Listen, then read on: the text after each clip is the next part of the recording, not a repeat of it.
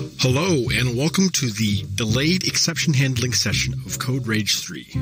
This is Jim McKeeth. I'm a Delphi developer with Wide Orbit, but you may recognize me as the host of the podcast at delphi.org, or my appearances in such CodeRage sessions as Exceptional Exceptions and Class Helpers, Friend or Foe.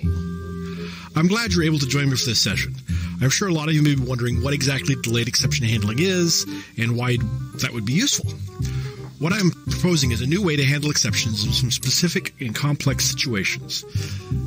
Additionally, this is a fairly complex and advanced session that's going to dive deep into exception handling and the way exceptions work. So even if you don't use delayed exception handling, I'm sure you'll find some things that you can use in a variety of situations in your software development.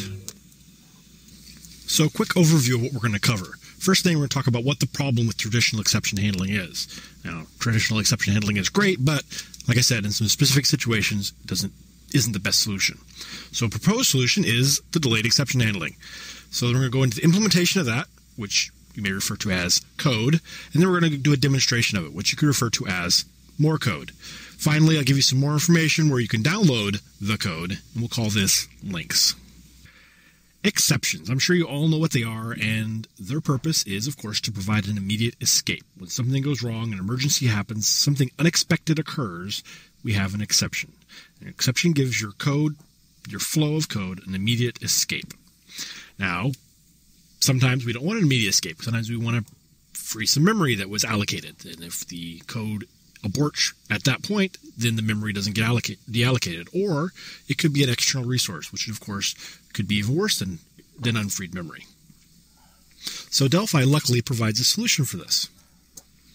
And that solution is for us programmers to wrap risky operations in either a try finally or a try except.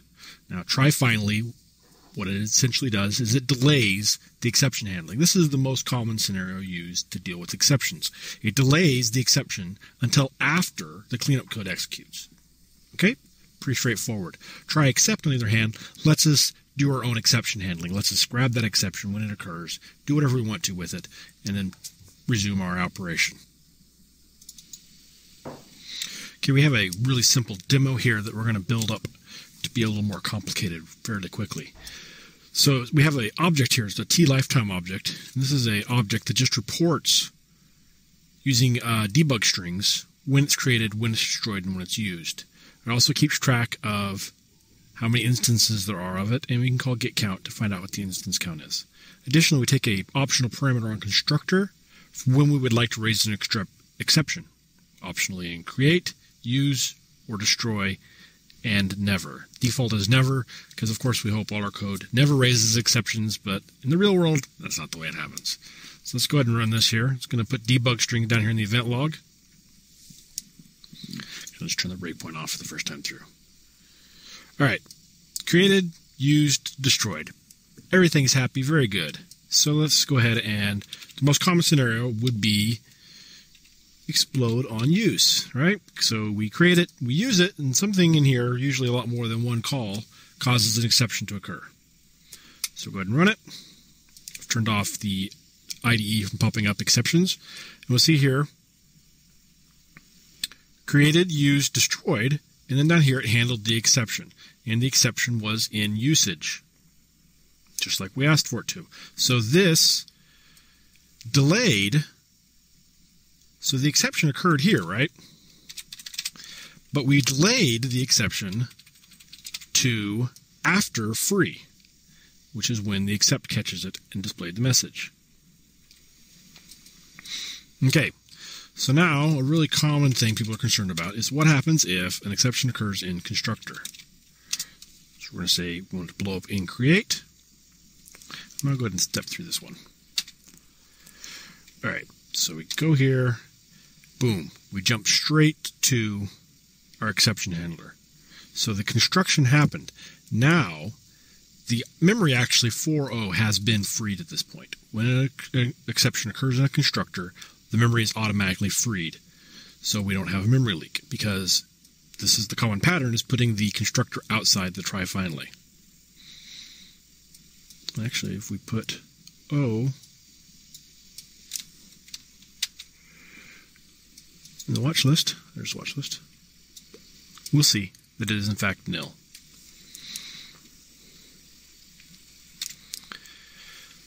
So we see over here, created, immediately destroyed, and there's our exception. The exception occurred in the constructor.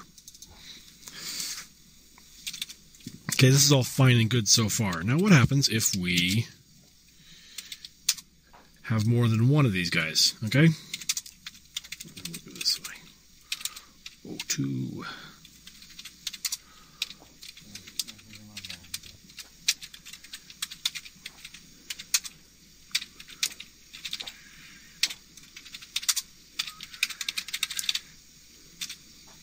Okay, I'm going to put a breakpoint here so if we get into this destructor here. So let's make this one we never.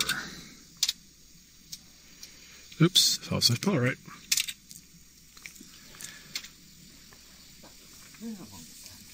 Okay, so we come in here. First one is constructed. On the second one, constructed, boom, we jump straight to the destructor, which at this point is the destructor of the first one. We never got in the finally because we never got in the try. So this guy here was never freed, and we can find that out by going here.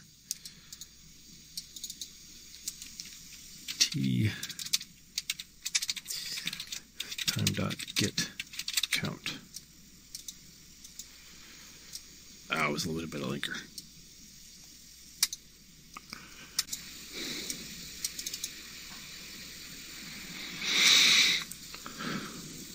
This one, we never, so that it will always create correctly. And down here in the exception handler, we're going to add our t lifetime.get count. So we can find out exactly how many of these objects we have when the exception occurs. Okay, so the exception is going to occur on the constructor. Let's see what happens. First object created. Section objects created and immediately destroyed. Notice we did not enter the finally block because we weren't in the try block when it happened. So we have one instance. Object 1 was never freed, and we got our exception. Okay, so this pattern of putting everything in the try finally doesn't work, or putting the constructors outside the try, this here doesn't work. Now, if we do this, we run the risk of calling free on an uninitialized, right? Because if this one causes a constructor, then O2 is uninitialized, and we don't want to call free on uninitialized. So we can say O1 equals nil. O2 equals nil. Technically, you could have just get away with just saying O2 equals nil. So what this does is make sure that the object's nilled, so that if an exception occurs and you call free on a nilled object, nothing happens because that's totally fine. So see, we had one created, one destroyed, even though we called two frees. Now, of course, the alternative would be to nest the try-finallys, which gets pretty ugly. Okay, this is all fine and good. You can add additionals. We can change this from we create to we never, this to we use. We'll run it. We saw constructor used once, and then destroyed. Both objects destroyed. Count is 0. Everything's good.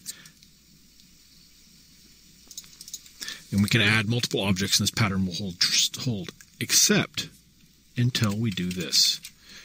We free. All right? I guess it's we destroy. We destroy. Oh. Okay, so we run this,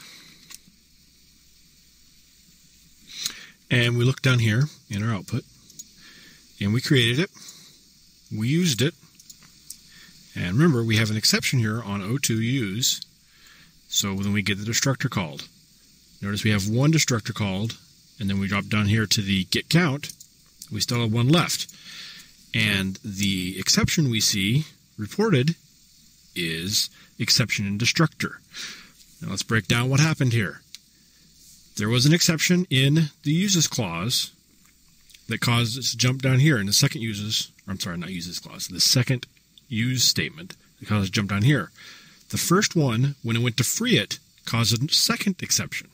This second exception stomped on the first exception because Delphi only keeps track of one exception at a time. Now 2009 added the ability to create an inner exception, but that doesn't happen in the case of an exception stomping. You have to put that in there manually. So we get down here, and the exception occurred. Because the exception occurred here, this guy here never happened. So we still have one left. So we leaked some memory, and we still don't know about this exception because it was stomped on by this exception. Okay, so let's take a look at this inner exception that was introduced in Delphi 2009. We see here as an inner exception, which is exposed through the inner exception property. So if we put a breakpoint down here, and we run this, actually I'll go ahead and turn this exception back on, just so we can see that we are in fact getting both exceptions. Here's the first exception in usage. Continue. Here's the second exception in destructor. Now we're going to come down here, and we will inspect this guy. Go over to properties. We see inner exception is nil. All right, so the inner exception did not get populated, even though we did have a stomped exception. So how exactly would we make use of this new inner exception property introduced in Delphi 2009? Time for another demo. So in our application, we have two different classes of exceptions, we're going to say. But for example, here I just have two exceptions. The first one is a low-level exception. Now this is a low-level exception that be raised by the OS, a database, or some other low-level API. Maybe error converting a string to an integer or something like that. The second type here we have is a more meaningful business logic related exception. Now, most of our applications are not about converting integers or strings to integers. They're about fulfilling some sort of business need. So our code is related to business logic, but it makes use of the lower level APIs in RTL to accomplish this. So these up here are RTL exceptions, and these down here are business logic exceptions. So we're going to have some code that gets called. Okay, so we have our business logic call here, and it makes use of these lower level calls. So our business logic calls lower level call. And lower level call does interesting things like string to int. Okay? Somewhere in the process, though, lower level call raises an exception. And this exception has a cryptic message that doesn't mean anything to our users, and chances are doesn't mean anything to our higher level business logic. So our business logic call needs to be able to deal with these exceptions and present them in a way that makes sense to the higher level and to the users. So it does this by using a try except block, and then makes use of the class method on the exception class called raisException. Now, raisException takes as an argument a new exception. So this new exception is our high-level business logic-related exception that we defined here, and a meaningful business logic-related message. So now when we run this, we're not done yet. We got to put in call to business logic call right here. Okay, so now we run this. We get our cryptic API message. Come down here. It creates a new exception with our meaningful business logic related message. And then we look in here we see that the message that was output to the debug string is the high-level exception, with the meaningful business logic message. Okay, so at this point, all we've done is replaced the old exception with a new exception. So what if when you come to the point of where you want to log this exception, you want to know what was the root cause, what actually caused this failure to take place. That's where inner exception comes in. And in order to use this, you come down here to where we're handling this exception here. We add the following code.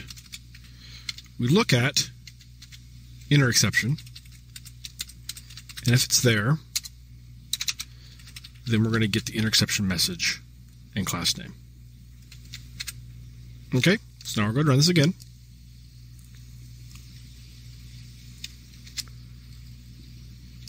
Cryptic message, meaningful business logic related message. We look, and we now have both messages output here. So in our exception logging, we can log both of these messages. We did not lose the baseline, the message, the exception that caused it. And we can then display the business logic related message to the users. So what if you've nested more than one inner exception, which is entirely possible. You could have multiple layers, multiple tiers, however you want to call it, in your application. So the way we could do that would be, ideally you'd want to put this in a method that you would call. We're just going to stick this code right here. And what this will do is this will print out the outer exception and then look to see if you have an inner exception. If you do, it repeats until it doesn't find one anymore. Now you may be thinking, oh no, we're replacing the value of E here, so we're going to lose our exception and it will be freed. Actually, that's not the case. This is only a reference to the exception. And so replacing it doesn't have any effect on the exception, which is still managed by the RTL and freed automatically. So now I run this one. I didn't add a third exception, so we'll just have to see that since it is a loop, it would work for all of them. So the only difference now is I don't have the additional verbiage here saying this was an inner exception, but it lists all the exceptions out, and this could continue on forever, and of course stops when we run out of inner exceptions. So that's what inner exception does. It lets us replace an exception while still keeping the existing exception. Great new addition in Delphi 2009. But as cool as raise outer exception and inner exception are, will they help us with our exception stomping? Now, according to what I've read, you're only supposed to use raise outer exception in an except block, which is in here. And you try except. We're dealing with our exception here in the finally. So what happens if we do try and call raise outer exception in our finally block? Let's find out. Put a breakpoint here. We hit run. Here's our exception in usage, because we said O2 should raise an exception in usage. And we drop down here to our finally like we'd expect. And it raised the exception we created. Can I do this? We hit continue. And it jumped all the way out. Went ahead and ran this code, but the debugger didn't show it. We ended up with 2 instances because it skipped both freeze and showed our can I do this exception. If we put a breakpoint right here, run it again, exception usage, F8, can I do this? And we're going to inspect E, debug, inspect, property, inner exception. So we did actually capture the inner exception. So why should we not call it in a finally block? Why are we told to only call it an exception block? Here's the reason. What if we say we never raise exceptions? We're well-behaved objects. And we run this again. Okay? No exceptions happen. We got to our finally block because, hey, we go to finally blocks when we're done. Finally blocks always get ran. We raise the exception, can I do this? And we jump down here. We still didn't call our free. So all we've done is raise an exception. And we inspect. Oops, I inspected too late. Let's do this again. and we inspect.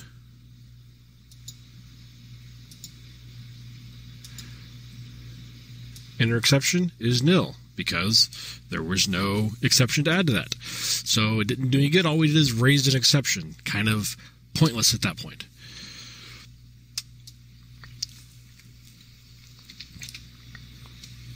Now, wouldn't it be great if we could say, hey, only run this code in the filing block if we've had an exception raised? Well, we can do that. All we have to do is declare a pointer and say pointer equals exceptedr, exception address. Then we say if assigned p, then do this. Now you might be saying, why, Jim, do we have to put the exception address in a pointer? Well, you can't pass a function, which is what exception address is, to assigned. And these are private, so we can't get at those directly. So now if we run this, we'll get down here, go over, is nil. So we don't raise outer exception.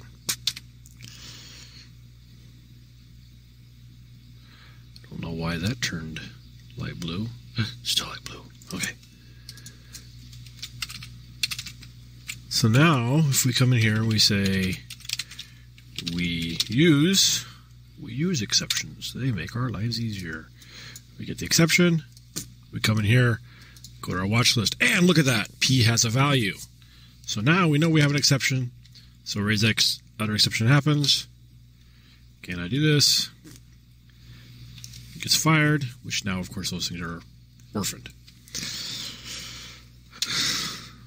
So we could do something like this and say try, and then move these guys into the filing block so they always get called.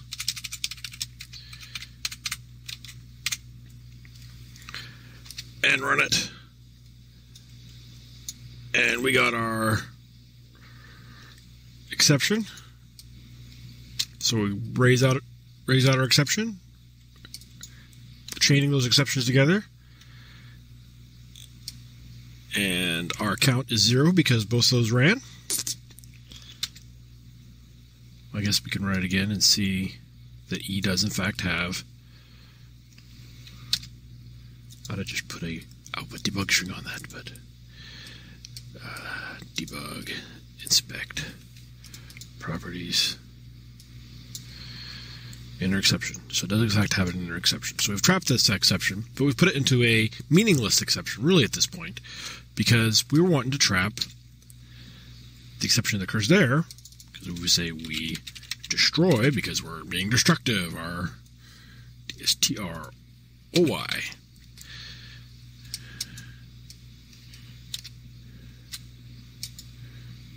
There's our exception destructor. And we get down here. We have a count left. We didn't accomplish anything. So we probably could nest some more try finallys and some checking for exceptions and all this stuff in here. And who knows, maybe we could eventually get this to work.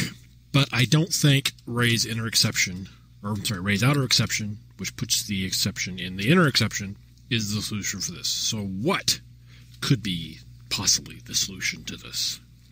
That is delayed exception handling. What is delayed exception handling? I'm glad you asked. So before we dive all the way into delayed exception handling, two things really quick. First of all, another reason you might use this, besides capturing these elusive exceptions and destructors, which, although shouldn't happen, do happen in the real world.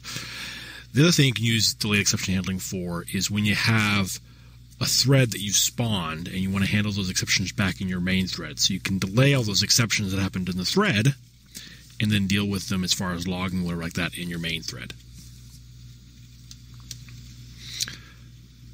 The second thing is, let's look at what the normal exception flip process is. Should be pretty obvious to most people, but really quick. So when an exception gets raised here, it gets thrown here. when an exception gets raised here, it also gets thrown in the same spot. Okay? So what that means is any exception that gets raised in here must be handled in here. Otherwise, we lose the exceptions that were raised in the try block.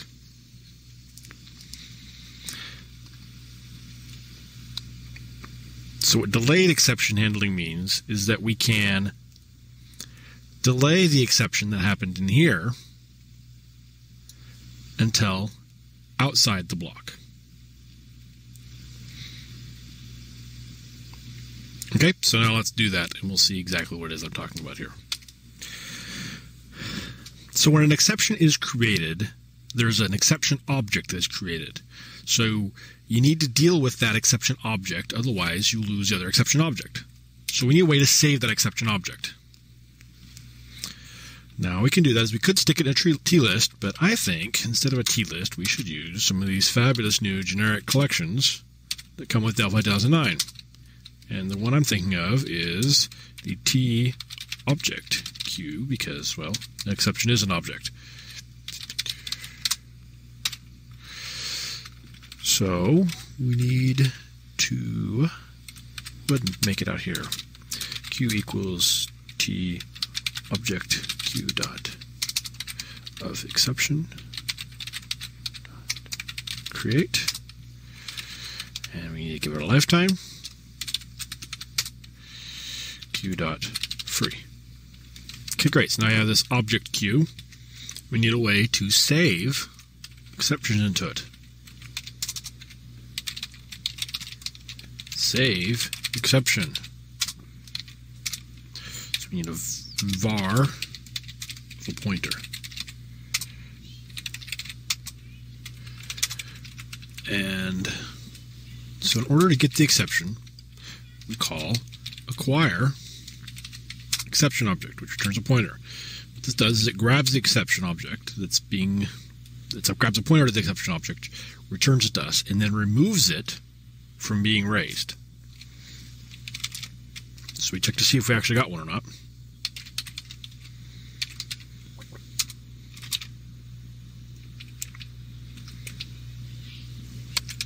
There is no I. It's I G end. So if it's assigned, then we q dot enqueue exception p. I guess else we do nothing. Save that, and we come down here. Now, when we call free, we need a way to take, if there's an exception, and save that in the queue. Now, we could put each one in a try except block, or we could use our good friends anonymous methods, make a procedure called safe run. And safe run takes an anonymous method. We're going to use the tproc anonymous method. Now the tproc is one of a few predefined anonymous methods we can use. So we look in here at sysutils, we see that it defines a few common anonymous methods for us, depending on how many parameters you want. And notice these are generic parameters, which is really kind of cool when you can combine the two.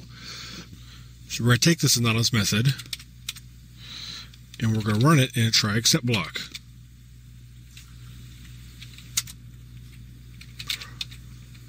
And that's all we have to do to run the anonymous method we received as a parameter. And then we come down here,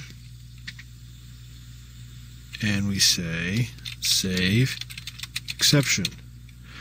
Now, since we'll only get in the except block if an exception is raised in here, then we know save exception will actually save an exception. Now, to call safe run, and it takes a procedure as a parameter, so we say procedure begin end. We'll do that again here. So we wanted to see how many we've actually, if we actually have something in here. And we'll just go ahead and run this, put a breakpoint here.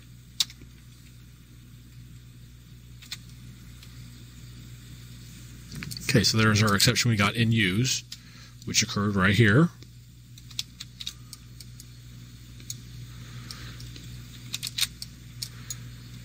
And here's our exception that was raised in the destructor right here.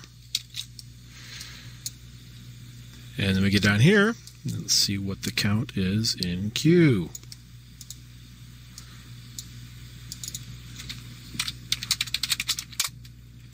One. So we were able to capture one exception. We haven't done anything with that exception yet, but we captured it. And really the only thing useful you can do with an exception is an exception handler. So we're going to take the code we have here, and let's add a new project. We're going to add a VCL project.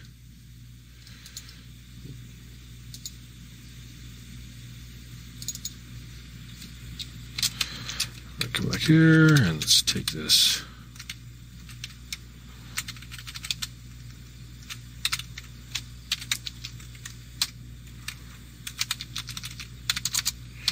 Uses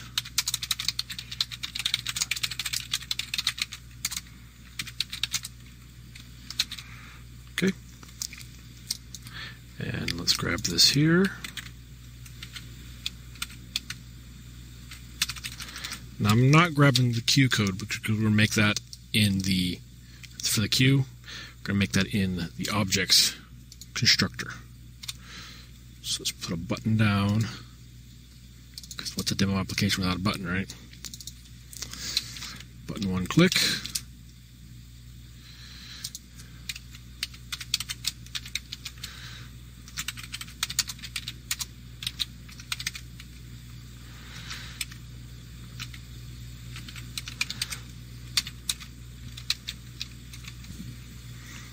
We've saved it.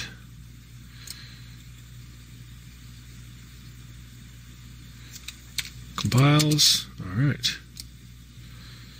So now we of course make our instance of Q before we use it. So we'll do that here. Q equals T object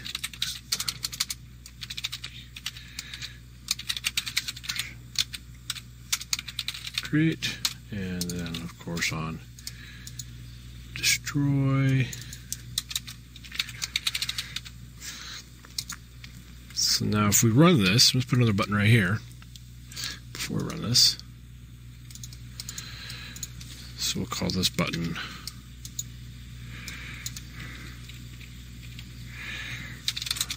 code, and this would be raise exception. So this code, say if q.count is greater than 0, then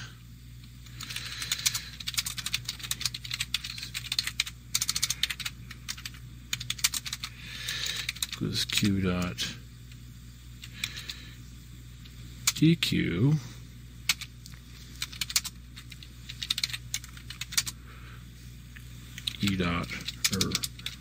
raise e. Now we could just raise q.deq, but I'm going to put it in e first. Oh, extract.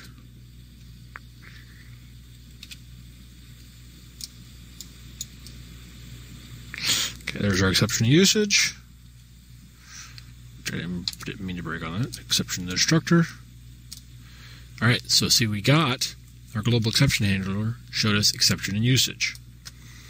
Now we click this button here, and here's our exception in the destructor. So we delayed the exception until we click this button here.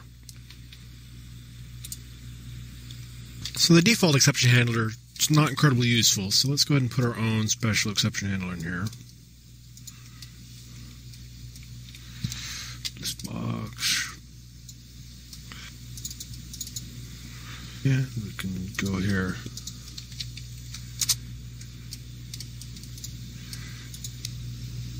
exception.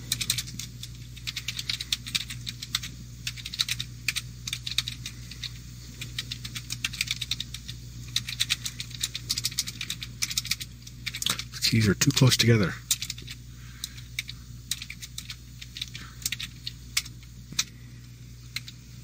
Okay, so we'll go ahead and run this. We hit continue. Here's the exception usage. There's the exception destructor. See, the exception handler only lists the exception usage. We hit raise exception. There's that exception destructor, and it's been added to the list. Much more useful. So now let's go right here. We'll say if q.count is greater than raise q.extract.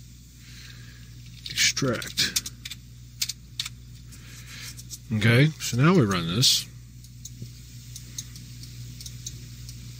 and they're both in there. Now, here's the interesting thing. Run this again. Exception usage. You hit break.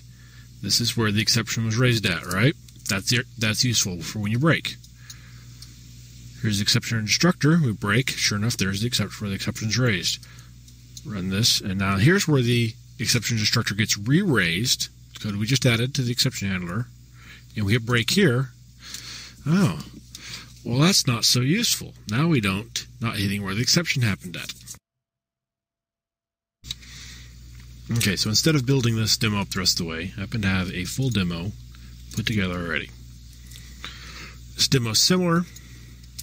It has these three objects. It creates tboom. Now tboom, when it's destroyed, if this flag is set, raises an exception as destructor. So all three of these are going to raise an exception in their destructor. Let's go set this to false. We'll run this. Boom. After free, after finally. Those occur respectively where they're at. So this is true. And in their destructor, it's going to explode. Now, if you notice, we're not calling free and nil. We're calling safe free and nil. Okay? So safe free and nil works just like regular free and nil, except it wraps it in this exception queue that we've created. Okay, so let me run this here, and we'll show you how it works. Boom. First exception, second exception, third exception, and then this is the fourth exception. Now, this exception is actually the first exception being raised after finally. See that? So it happened down here, and it's being re-raised again. And how it does that is free and nil, this safe free and nil, returns an interface. Okay? And that interface, when it goes out of scope, raises the last exception, the top exception in the queue. So that way, we still get our exceptions handled. Now, if a normal exception gets raised in here, watch what happens here. So we go boom. Here's this exception here. And then there's the 1, 2, 3 exceptions happening in the finally. Now you'll notice, after finally never got called. Here's the inside exception. So we hit pop. Now watch this. I hit break, and it takes us back to the actual location that raised the exception. Okay? And that's because it saved the exception when it saved the exception's address when it saved the exception. There's that one, and then of course I can do this 3 times and get all 3 of those out. And I could add the global exception handler to automatically pop these all off. Or, instead of raising them when it pops them off, it could just extract them from the queue and log those.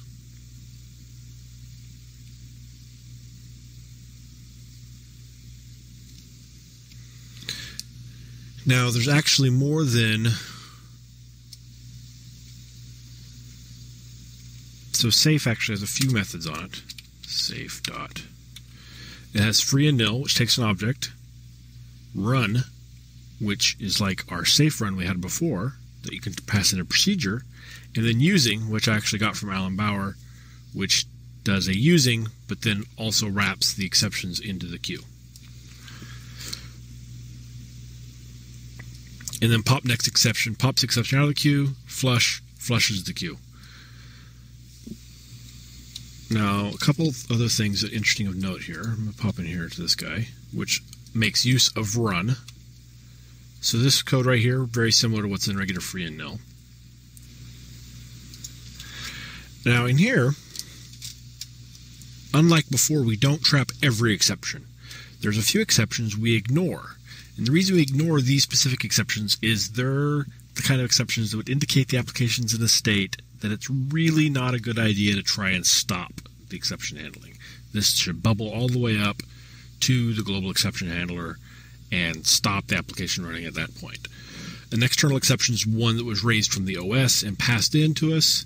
Access violation, actually, I guess it could be an external access violation, or it might be an internal access violation for like referencing a null pointer. An assertion failed. Heap exception, which would mean we're out of memory or have an invalid pointer, and that would be so an out of memory would be that we don't have enough memory to create the objects that are necessary to delay the exception till later, so we wouldn't want to do that. And then this is for eStack overflow. Now eStack overflow is actually deprecated, and it descends from eExternal, so we just check for eExternal and then see if it's a stack overflow, and if it is, then we raise it and not stop it. And abort, we just let go as well. Anything else, we create this delayed exception, which is which we pass back as the interface. So a delayed exception on its, when it goes out of scope on its destructor is when it raises an exception. And then we queue the exception. And now queuing the exception creates this exception wrapper, which gets the exception address. So since the exception is passed in, it doesn't have to get the return value of acquire exception. Instead, it just gets the address and then gets the exception passed in and saves those for later. In summary, what we learned here was how to make a delayed exception handler. We did this. We covered how to test for an exception, how to queue an exception, then re-raising that exception. We used an interface to raise an exception later, and two APIs that we used from the RTL were acquire exception object and accept address, which is the address of the exception. And finally, I'm sure you'll want to look at the code. We kind of built this up from the ground piece by piece, and then look briefly at it all put together. So if you are interested in this, you want to look at the code in more detail, and this is where you can get it from right here, DaVinciUnlimited.com/code/delayed exceptions. And that's my blog, DaVinciUnlimited.com. You'll also find my podcast at Delphi.org. That's the podcast at Delphi.org, which is a weekly podcast about Delphi-related topics in the Delphi universe, as I like to refer to it. We've got a number of episodes already archived there if you haven't caught them, where I interview some interesting people, talk about different things. And we continue to publish a podcast weekly there. If you want to email me, you can email me at either of those two email addresses, or you can follow me on Twitter. This has been a lot of fun. This was something I actually was inspired by when I was debugging some complex server code, and I don't know if it's going to be useful or not. It's finally got put together for this presentation, but I think it does have some potential. I've definitely had times where I've had some really complex code that this could come in really handy for, so I'll let you know how it goes. Thanks a lot, and I look forward to your questions.